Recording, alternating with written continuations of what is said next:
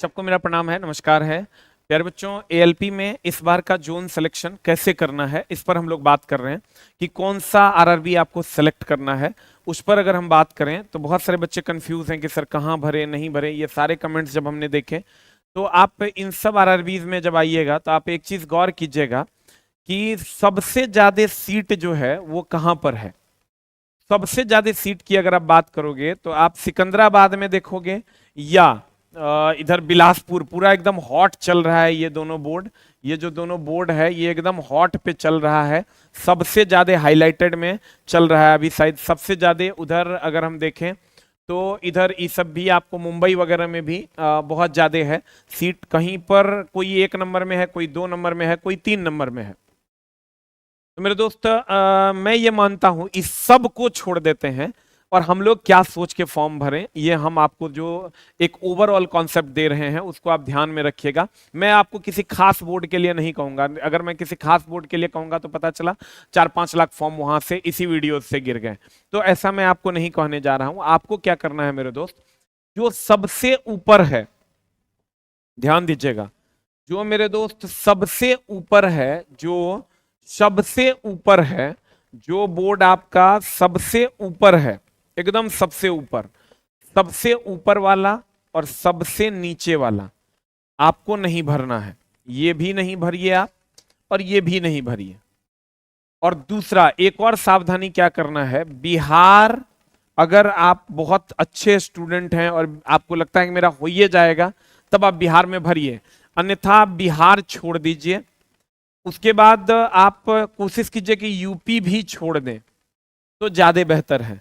3 चीजें छोड़ देनी है, जो सबसे ऊपर जिसमें सबसे ज्यादा सीट है, जिसमें सबसे कम सीट है, और बिहार और उत्तर प्रदेश, ये इतना छोड़ देना है। बाकी आपको देख लीजिए, जहां आपको दिल करता है वहां आप अपने कैटेगरी के हिसाब से देख लीजिए, जिसमें ना जो जहां ना सबसे ज्यादा सीट हो ना सबसे कम सीट हो। बिहार और यूपी का सारा बोर्ड काट दीजिए, ये दोनों में नहीं भरिए। आप कहिएगा क्यों नहीं भरिए, क्योंकि जो हमारे भाई बाहर जॉब कर रहे हैं 2018 की भर्ती में जिनका हुआ है, वो सब बिहार आना चाहते हैं, इसलिए यहाँ कम सीट भी रहता है और यहाँ आपको कंपटीशन भी ज्यादा मिलेगा। जबकि पिछले बार ऐसा नहीं हुआ था, इसी चक्कर में किसी ने भरा ही नहीं, तो मुजफ्फरपुर बोर्ड का या बिहार के कुछ बोर्ड का कट ऑफ कम चला गया था। लेकिन इस बार ऐसा नहीं हम लोग मानेंगे, क्योंकि वैकेंसी कम है।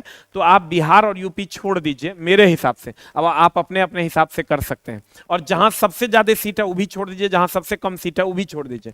बीच वाला रास्ता आप इख्तियार कीजिए तो आपका काम हो जाएगा। आप अपने कैटेगरी में देखिए कहां सबसे ज्यादा सीट है, उसको क्रॉस कीजिए।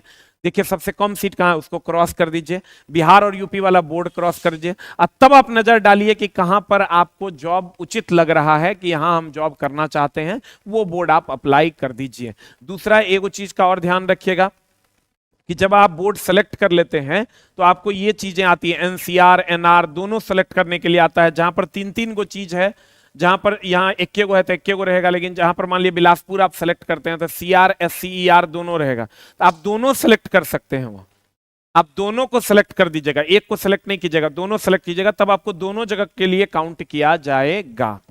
ठीक है, जैसे ही आप आरआरबी बिलासपुर चूज करते हैं तो बिलासपुर में एक आएगा सीआर, एक आएगा एससीआर, तो दोनों चूज कर देना है। मान लीजिए सिकंदराबाद में ईसीओआर और एससीआर दोनों आता है तो दोनों को चूज कर देना है, दोनों को सेलेक्ट कर देना है। इसका प्रॉपर वे में ध्यान रखना है।